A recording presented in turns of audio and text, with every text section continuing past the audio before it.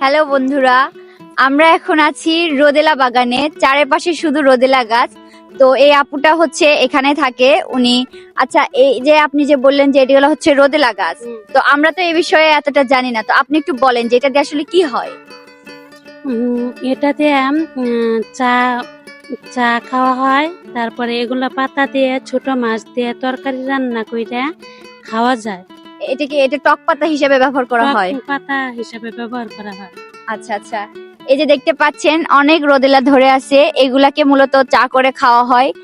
আর এই পাতা দিয়ে টক পাতা বা ওই যে ওনারা হচ্ছে তরকারি হিসেবেও খায়।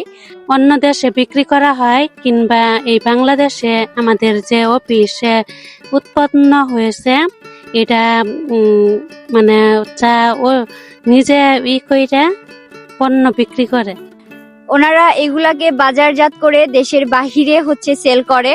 আর দেখতে পাচ্ছেন এখানে অনেক রোদেলা ধরে আছে, আর পুরোটাই কিন্তু এটা কিন্তু বিশাল একটা রোদেলা বাগান। সো প্রথমবার আমি দেখছি, আমার দেখে খুবই ভালো লাগছে।